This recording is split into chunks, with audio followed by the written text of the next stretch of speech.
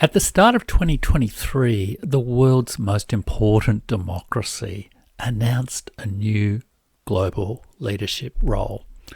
It wasn't Joe Biden and the United States of America. It wasn't the European Union. It certainly wasn't Australia, and nor was it even Russia or China. It was India and Narendra Modi, and they declared this new role at the Voice of the Global South conference. At this conference, India said to the Global South and to the world, "I am your voice." Is India becoming the real leader of the free and fair world? That is the question on today's Burning Archive. I am Jeff Rich, and welcome to the Burning Archive podcast, where I tell stories about the emerging multipolar world and how history continues to impact our lives, how the past is not dead, the past is not even past.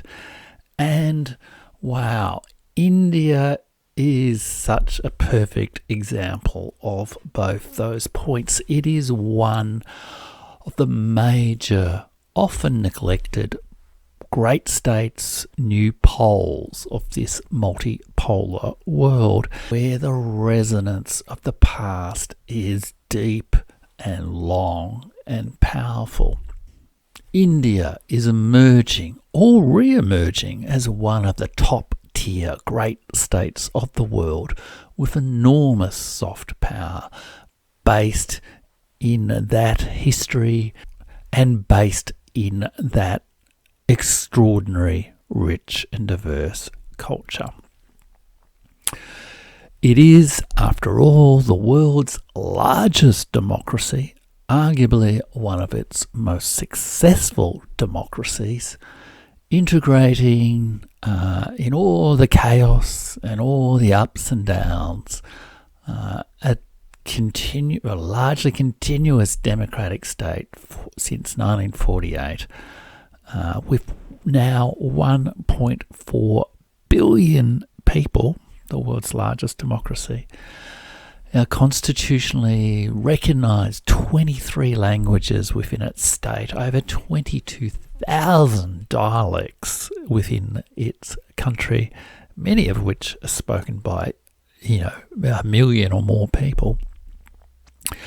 A multi-ethnic state, extraordinarily rich, fertile cultural traditions, and home to 4 of the world's major religions.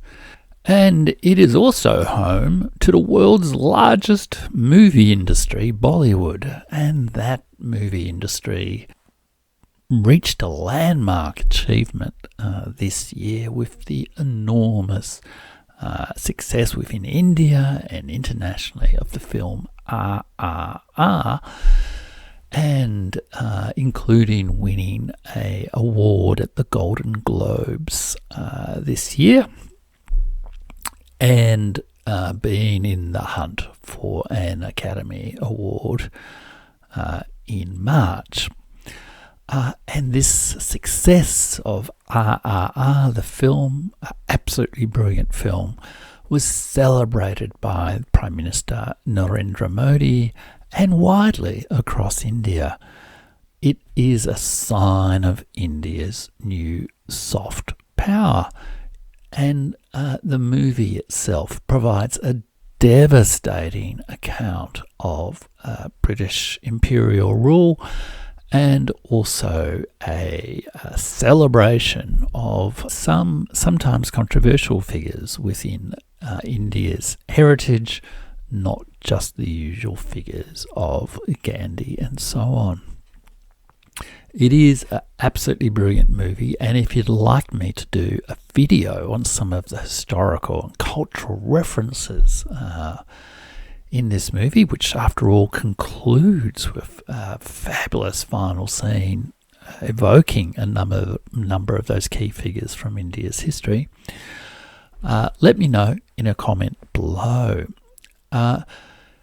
And with this emerging soft power, you can also see some efforts within the West, within the Anglo-American liberal democratic states, within the former British Empire, to rain on India's parade just a little bit. The BBC has recently run a documentary around Narendra Modi relating to some controversial events of 20 years ago that have been widely criticised in India as representative of what they've described as a neo-colonial attitude. And I'm not going to get into that fascinating topic, but despite all these efforts, I would say that the spirit of RRR seems to be transcending the naysayers from the British elite and the joyous, amazing dance scenes of pride in India's culture seem to be bursting on the scene. And this is happening not just in the realm of film and culture, it's also happening in the realm of geopolitics. And there have been two major events in geopolitics that justify the idea of this video that India is saying to the world, I am your voice. Is saying especially to the global south that I am your voice. One of those critical events is a demographic event, and one of them is a diplomatic event. So the demographic event is that India has become the largest country in the world, the largest country by population in the world. In this month, the United Nations has, which keeps population, tracks population statistics around the world, has declared that India is now the largest country in the world, larger than China, with 1.4 billion people. And it is not only the largest country in the world, it has a different demographic structure to China, which is, has a rapidly aging population, partly due to the one-child policy. And Europe, Russia, America, even Australia, which has a sort of an older sort of demographic structure. And most of those countries are also experiencing declines in population.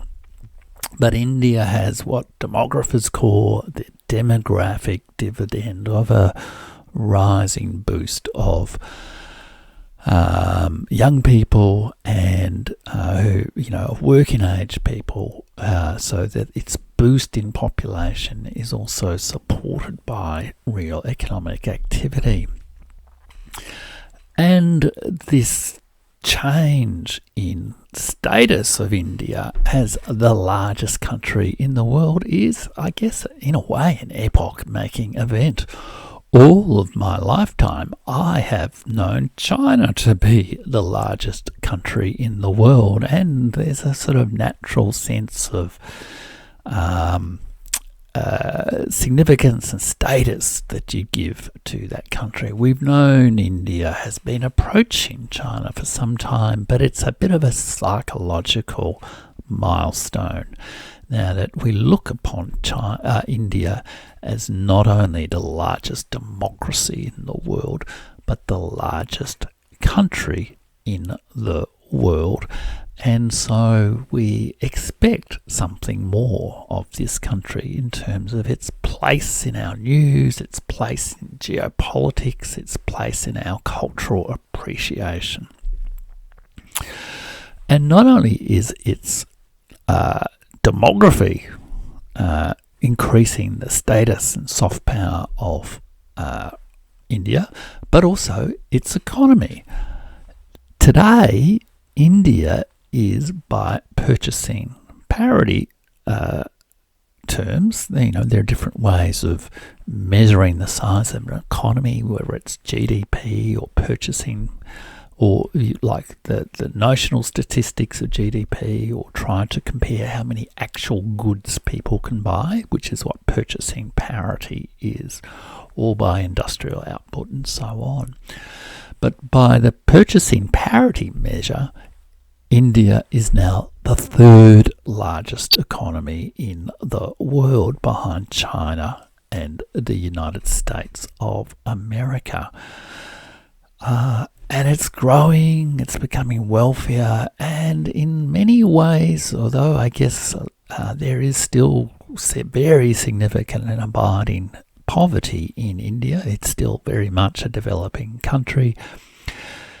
There are extraordinary human capital resources, that extraordinary educational, scientific, cultural, legacy, traditions within India, a very well-educated population, but also with an enormous, well-educated, wealthy diaspora all around the world. Apparently in America, the Indian-born population is the wealthiest of all the different ethnic groups, including wealthier on average than white Americans. I believe, I haven't validated that statistic. And in Australia, where I am talking from, India's presence in our society is growing and very significant. In Australia, 27% of its population is born overseas, and the largest group.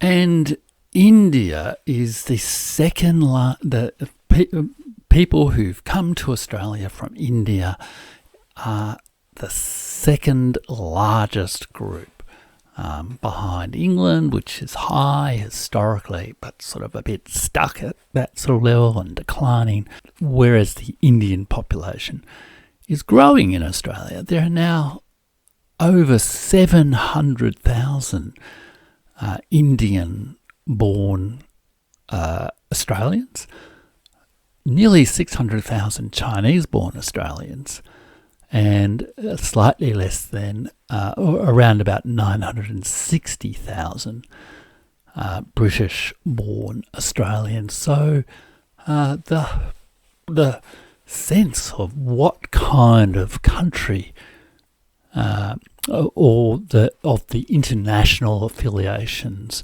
of the extraordinarily diverse, multi-ethnic, multicultural Australian population is changing, and this perhaps reflects dynamics happening around the world that reflect the growing soft power of India, the growing presence of India in many people's minds around the world, and the potential for asserting more diplomatic and cultural presence in so many countries around the world.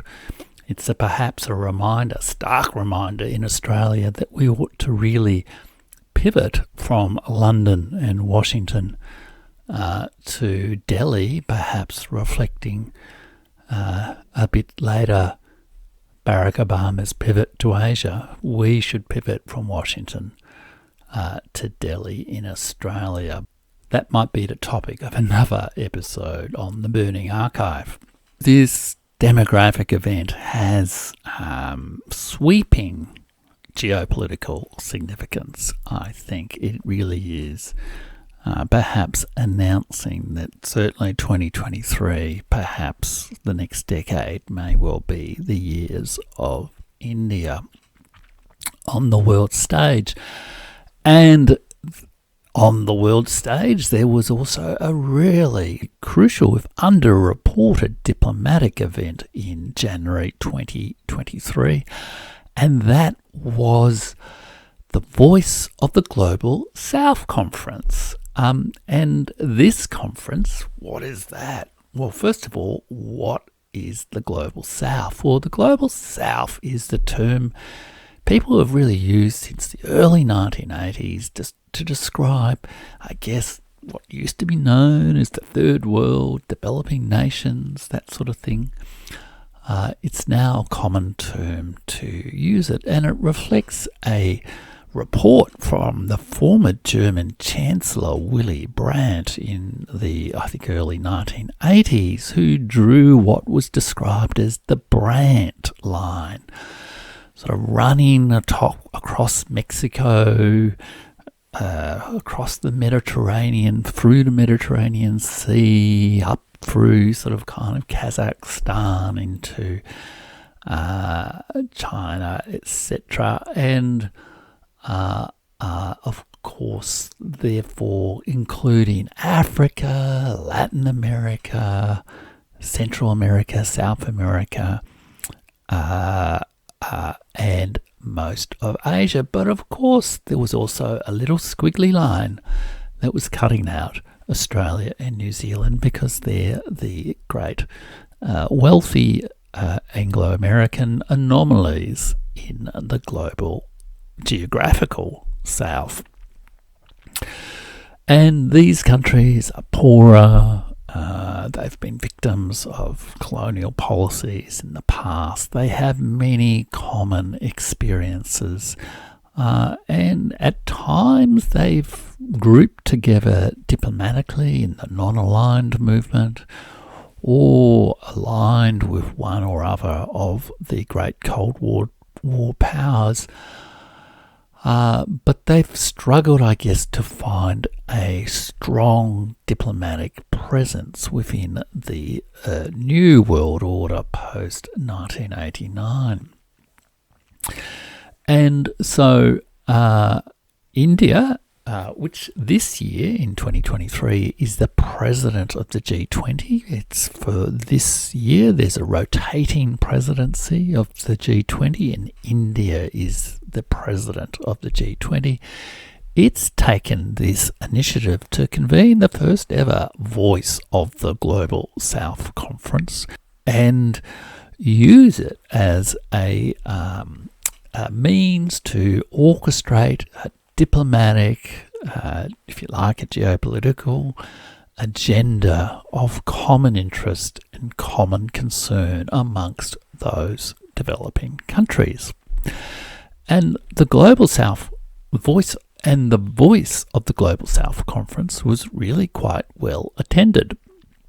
125 countries participated, including 47 from Africa, 31 from Asia, 29 from Latin America, 11 from Oceania, and strangely, 7 from Europe. I don't quite know how the European ones, whether they were there for observer status or not. I haven't done my research on that point.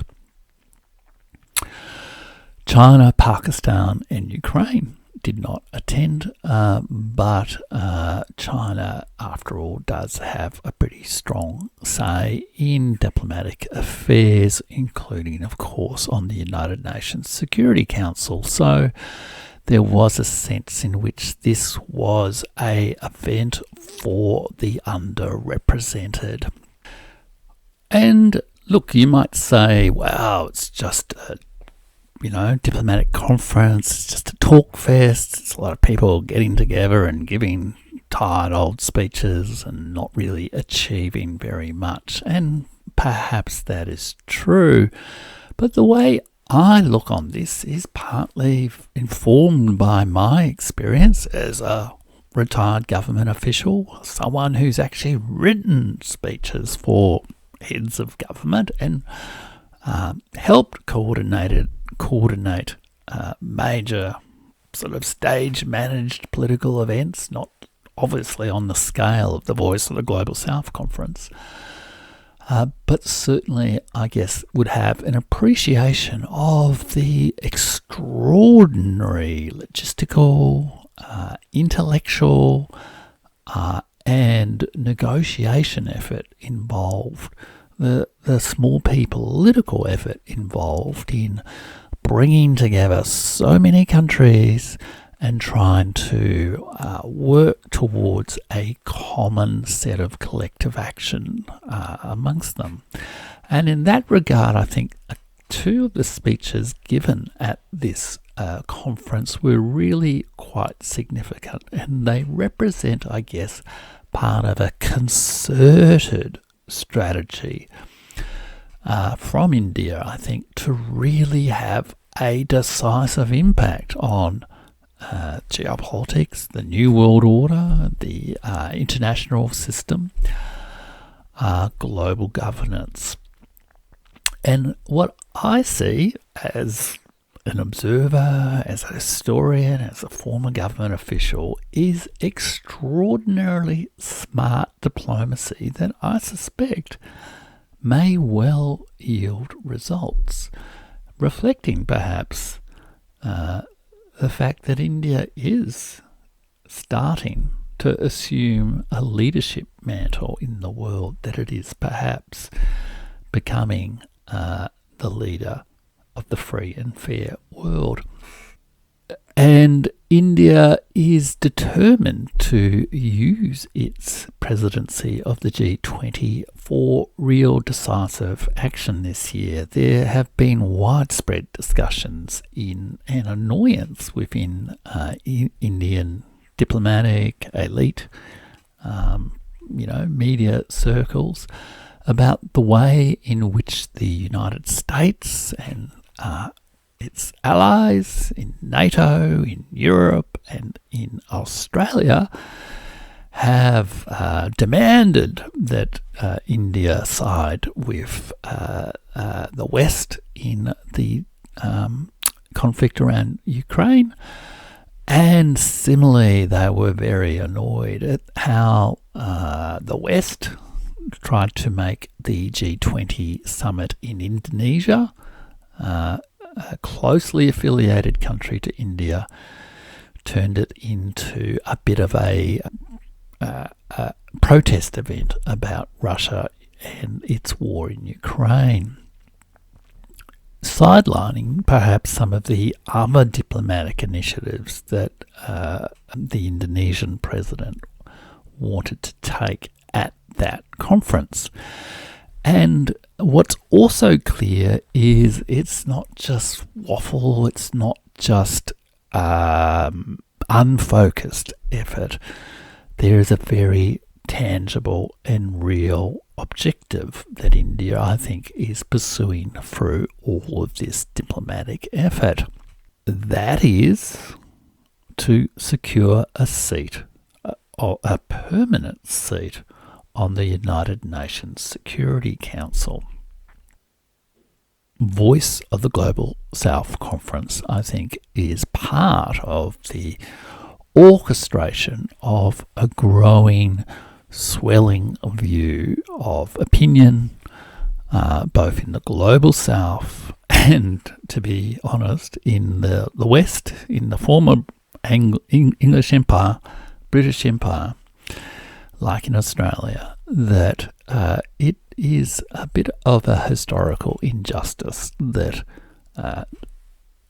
the declining power of that empire, Britain, has a permanent seat on the UN Security Council, and the world's largest democracy, its largest country, and its traditional leader of the non-aligned movement, with deep and profound traditions of peace and diplomacy and dialogue, is not on the United Nations Security Council. So there were two speeches, I think, that really hammered this point home at the Voice of the Global South Conference. And I think they're really worth paying some attention to. And the first of those speeches is by the Prime Minister of India, Narendra Modi. Narendra Modi, I think, has been Prime Minister of India now since 2014, elected for 2 5-year terms. So there is actually an election coming up for this role in 2024. And Narendra Modi spoke to the Global South Conference in these terms. First of all, he noted this was the largest ever virtual gathering of the Global South, with more than 120 participating nations. And then he commented how the last 3 years have been really difficult for developing nations, and noticing in particular 3 key things. The COVID pandemic, where India has had significant disputes with, I guess, the West in terms of how vaccines and whatnot have been handled. The rising prices of fuel, fertilizer and food grains, largely a result of Western economic sanctions against Russia and Belarus, and increasing geopolitical tensions, and obviously references to both, I guess, the bloc competition between NATO, Russia and China, and also the war in Ukraine. He wants to approach the next year, when India will be president of the G20, with a new philosophy of globalization, not based in the liberal rules-based order, not based in Western concepts, but based in Indian philosophies. India has indeed adopted this slogan or theme for its presidency of the G20, which is the principle reflected in old Vedic philosophy that the world is one family. The theme in English is one earth, one family, one future. It is a translation of a Sanskrit text, which I'm going to attempt to pronounce here, which is Vasudhaiva Kutumbakam. Apologies to Hindi and Sanskrit speakers about my poor pronunciation, but that is drawn from one of the ancient texts of India, one of the oldest religious texts known to anyone, one of the texts that inspired, T.S. Eliot and whatnot, as well as many other Western thinkers, the Maha Upanishad. And so this theme reflects, I guess, also a sense in which a positive globalization, a positive new international order can actually be founded not just in Western ideologies, but in Indian cultural traditions, a reflection perhaps of India's growing soft power. But Modi then really emphasises that the current approaches to globalisation are not supporting that. They're driving a climate crisis, they're driving a debt crisis, and he comments specifically about the unequal distribution of vaccines and over-concentrated global supply chains, which, if you like, could be seen as criticism on the one hand of America and Europe, in terms of their policies around distribution of vaccines, and then perhaps arguably the global supply chains is also a comment around China. And then he also comments on the growing fragmentation of the international landscape, and the ways in which these various geopolitical tensions, which were mentioned before, are holding back the global south, causing real practical hunger, death, even famine in many countries because of the increasing prices of food, fuel, fertilizers, and other commodities. And then he hammers the point home. We cannot really address this until, and here I'll quote from the text, to address this geopolitical fragmentation, we urgently need a fundamental reform of the major international organisations, including the United Nations Security Council and the Bretton Woods institutions. These reforms should focus on giving voice to the concerns of the developing world and reflect the realities of the 21st century. India's G20 presidency will attempt to voice the views of the global south on these important issues. They want, and morally, politically, ethically, in all sorts of ways, justifiably, they want a seat on the United Nations Security Council. And they are approaching it in an incredibly smart way, I think, building this chorus of support for it and also emphasising the way in which both Western and Western powers especially, but also China and arguably Russia are also contributing to a difficult environment for the global south. Okay, so that's Narendra Modi's key speech, and often at these kind of events, what you'll see is the leader of the head of state they will paint the big picture. They'll put in the big brush strokes around the sort of diplomatic direction, and then the more specialist minister, the foreign affairs minister, the external affairs minister, will provide a little bit more detail. And it's the second speech from the Indian foreign minister that I'm going to talk about next. India's foreign minister, or external affairs minister, to give him his correct title, which is, I guess, in United States parlance, the Secretary of State, the sort of Anthony Blinken equivalent.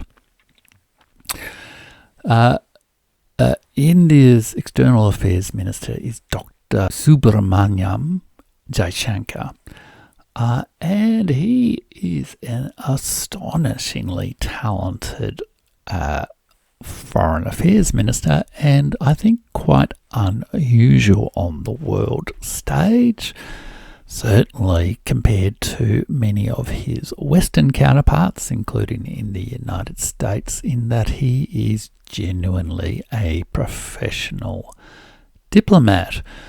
He had a long career as a real diplomat. He originally worked in senior roles in the sort of Indian embassy in Russia, proficient in Russian language. He's been the ambassador to China for India. He's been the ambassador to the United States for India. He's also had senior roles in Japan. So, he's sort of got all the great world powers really there. And he also was, in 2015, appointed by Prime Minister Narendra Modi soon after he came to power. He was appointed as the head of the Foreign Affairs Department, if you like, the Foreign Secretary in India, the chief diplomatic bureaucrat for foreign policy in India. And then 4 years later, he was appointed Foreign Affairs Minister. And, he has done a series of media appearances around the world over the last year, especially rebutting, the pressure on India to side with NATO on the Ukraine issue and throwing back on a whole lot of Western reporters, including most recently on a sort of live-to-air interview on Austrian television, throwing back many of the assumptions that India's role in the world is simply to do what its Western masters wants it to do, and doing so And his responses are not like surly, resentful, sullen sort of responses. They're incredibly smart, incredibly educated, and he will politely, firmly, but totally respectfully reframe the sort of issues that journalists will present to him. So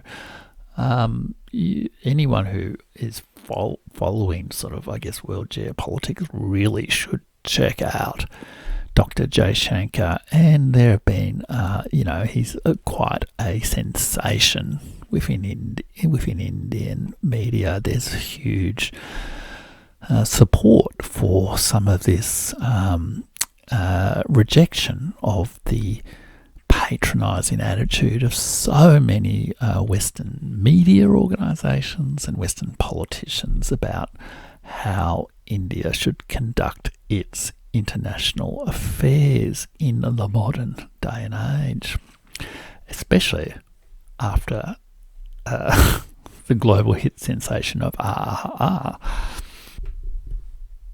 So I just want to read a little bit from one of these key speeches that Dr. Jaishankar made at the Global South Conference to just emphasise the extent to which this focused agenda for a real change in global governance and an epoch-making change in India's status in the world seems to be effectively and actively being pursued by its leaders. And he told the Global South Conference that today I'm among those with whom India not only envisions a common future, but with whom it also shares a common past. Most of us shoulder the burdens of a colonial past, even as we face the inequities of the current world order. This has many facets and manifestations, as well as institutional expressions. While we promote faster rebalancing, more multipolarity, and reformed multilateralism, it is imperative that the key global conversations of our times reflect our concerns and challenges, and it is with the experience of many G20 summits before that we strongly felt the need for consultations amongst us so that India can be your voice in that platform. Again, this is the smarts of this strategy. They're putting themselves forward not just for their own pomp and ceremony to be president of the G20. They're saying now is the moment. Now is the moment for things to change, for a new, more independent assertion of the role of the global South in the world, for a remaking of the liberal rules-based order.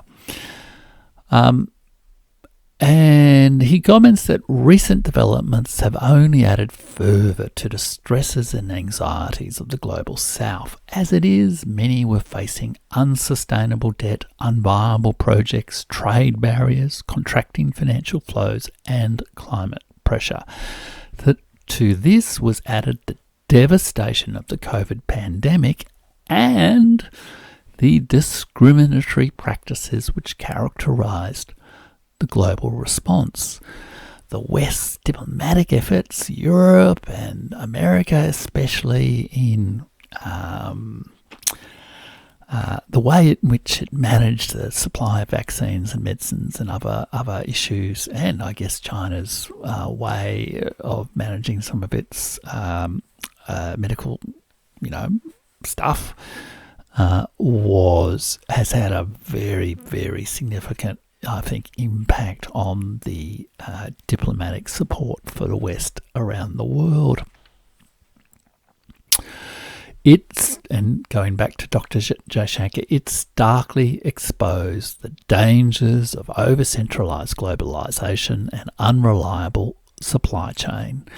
It was a reminder too that a more democratic and equitable world, assuming therefore that the liberal rules-based order is insufficient in its democracy, a more democratic and equitable world can only be built on greater diversification and localisation of capabilities. If all that was not enough, the knock-on effects of the Ukraine conflict further complicated the economic situation. The costs and availability of fuel, food and fertilisers has emerged as a major concern for many of us. So too has the disruption in trade and commercial services, largely, let me add in here, a result of the Western economic sanctions. However, none of this has got the attention it deserves in global councils. Where the United Nations is concerned, a frozen 1945 invented mechanism, he's referring to the United Nations Security Council and the veto of the permanent members of the Security Council, who are France, England, the United States of America, Russia, inherited from the the Soviet Union, and China. Although China, I think, only really joined in the 1970s after America finally got around to recognising China diplomatically. A frozen 1945 invented mechanism is simply unable to articulate the wider concerns of its membership. So much for the liberal rules-based order. If that order does not reflect the concerns of its membership. Some powers have been singularly focused on their own advantages, some powers being the United States, to the exclusion of the well-being of the international community, and the G20, reflecting the composition of its membership, has had its own particular focus. That is what we are seeking to change. And so they're hammering this point home. India and the Global South want real change in global governance, want real change in the United Nations Security Council, in how and who makes the decisions, the big decisions about world politics, world trade, world culture. So these two events, the demographic change of India becoming the largest country in the world, the diplomatic orchestration of India saying to the Global South and to the world, I am your voice, they're going to change geopolitics, world history, world culture. We are, I think, seeing India emerging in the role as the leader of the free and fair world, a role that America has for too long simply assumed the mantle of. And for many of us, I think, around the world, that is a good thing. We may, like David Bowie, be a little bit afraid of Americans. We may be a little bit mistrustful of China and its one-party state. We may even want to cancel Russia. Not me, but you perhaps might want to cancel Russia.